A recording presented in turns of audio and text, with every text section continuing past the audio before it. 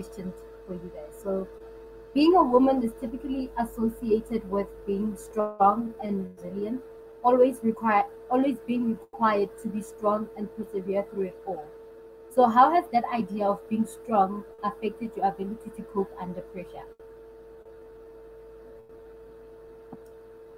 Maseko, Can can I you share start? some light? Oh, okay. Should I go first? Yes, yes. Okay.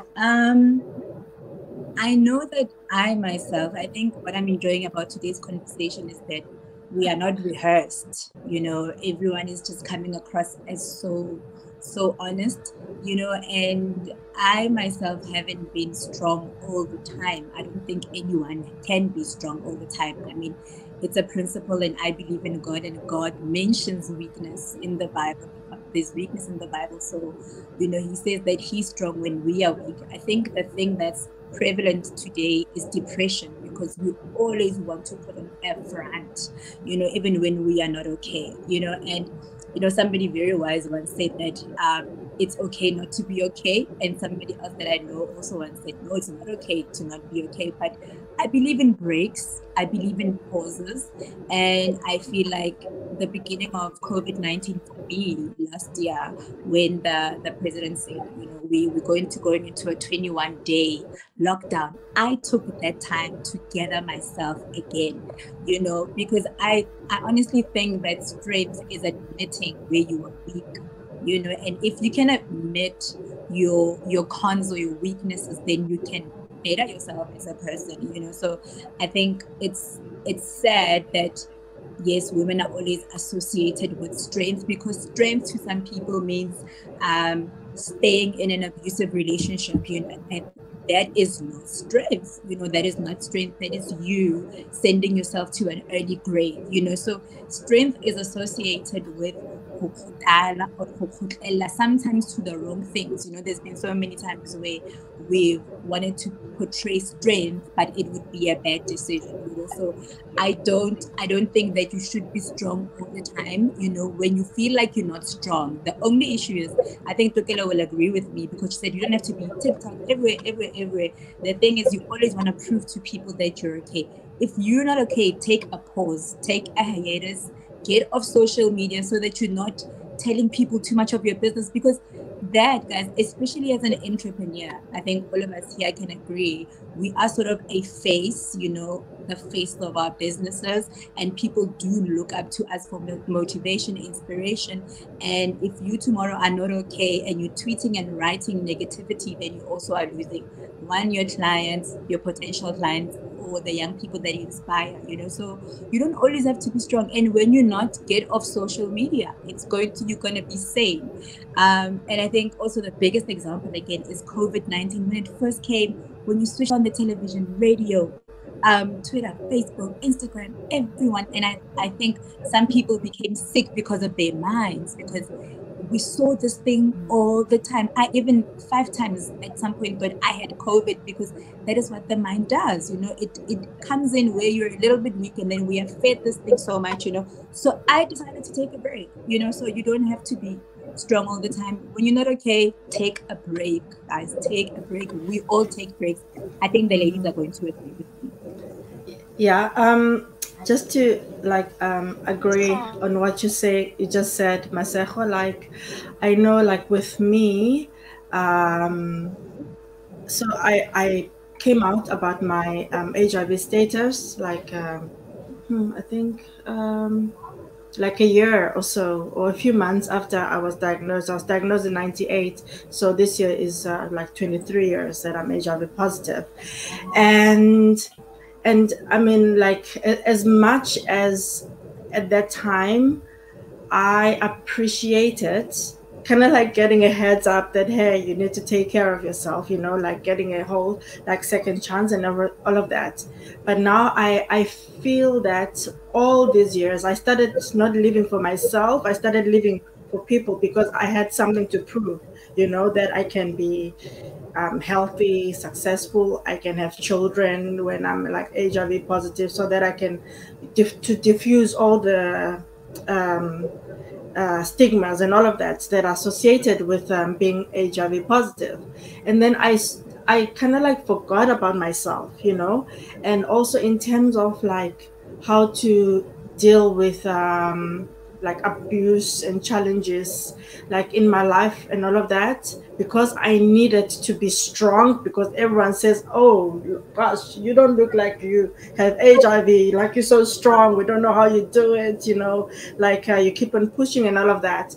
And then like I know like sometimes if there's a stressful situation, then I think like okay, I cannot do this, like maybe I'm gonna work like for 2 weeks, and then after 2 weeks I'm gonna find like a day where I can just be depressed, you know, like I scheduled everything because I needed to be perfect and to be strong for to make other people feel happy about themselves, you know. And I mean, like fast forward to now, like with COVID and all of that, because like then I had a bit of more time in my hands and stuff, and time to reflect, and then my body started saying, hello, like remember how you put everything on pause? Now it's time for you to, you know, like to acknowledge the body. And then I started suffering from PTSD, you know, like I'm being treated now for PTSD. And I mean, there were like scary times that like I'm driving and then my whole body stops working, you know, whilst driving. I cannot move, I cannot do anything, you know. And I've had like psychotic events, and that were like scary, you know, like kind of like having out of body experiences. And with the counseling, and I learned that like I need to listen to myself, allow myself to be weak if that's how people will see it, you know, allow myself to cry when that is happening, and to actually say like, damn, you know, like things are just not great right now, you know. And I think I'm actually quite lucky and blessed that I'm like here, sitting here in front of you, and I can actually talk about this, because some other people don't have that opportunity, you know. And me being here is not just a reflection of me being strong. It's just like a wake-up call that it's okay not to be perfect, you know. I wrote a song like Perfectly Imperfect, you know. And it's, for me, I'm quite good at like motivating other people, like in what I write in my songs and all of that. But I have to remind myself that I'm actually not writing for other people, I'm writing for myself, you know. When I'm losing my sanity, when I feeling like I cannot do it for myself, you know, and all of that. Because because sometimes, most of the time, we forget to put us first, because we're scared of what are people gonna think. Or like you know, like some people said, okay, you need to be a role model and you need to be strong and all of that. But it's okay, we're human, you know. And just because we have vulnerability, it doesn't mean that we are weak. It just means that we're putting ourselves first and dealing with the issue, whatever challenges we're going through, in our own paces, and not on anyone else's timeline, you know, and all of that. Because at the end of the day, the people that we're trying to make happy, they like look at that and like, oh, they just move on, you know, with their lives. And then we're sitting like, you know, going schizo on our own. Yeah. Yeah, that's so true. Mm-hmm. TK. Oh, yes. That is so true. That is so true. I think the idea of being strong made me never want to. I've struggled with being vulnerable. I've struggled with admitting, you know, that I'm struggling with XYZ. Asking for help was something that was difficult for me, especially very early on. And just doing everything yourself. and struggling to ask for help, to delegate when you do have a team, to step back and allow people to do things for you.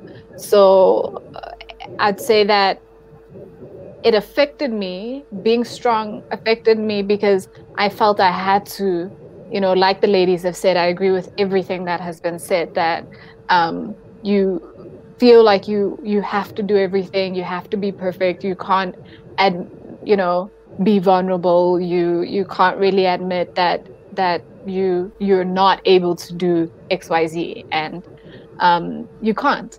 That's just the thing. We grew up seeing grandmothers, aunts, mothers do everything. I was raised by a single mother, so she did everything, and that was perfectly normal.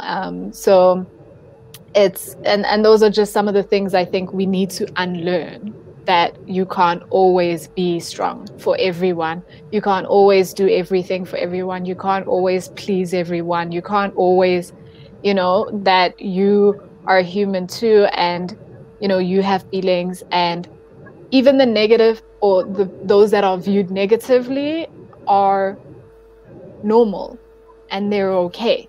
There is a place for you to feel like you need to step away and take a break and stop with social, or just disconnect from people. Social isn't just Instagram and TikTok. It's also WhatsApp and those family WhatsApp groups, and them being constantly in your ear. So it's also creating that distance and just spending time alone for the weekend and not speaking to anyone and just listening to your thoughts, connecting with God, like reading, feeding yourself, doing things that make you laugh, and all of that. So I think it's just that was the thing for me. That's what helped me cope better under pressure, admitting that I'm not feeling very strong and leaning on the people nearest to me, and taking time out to figure things out. Yeah.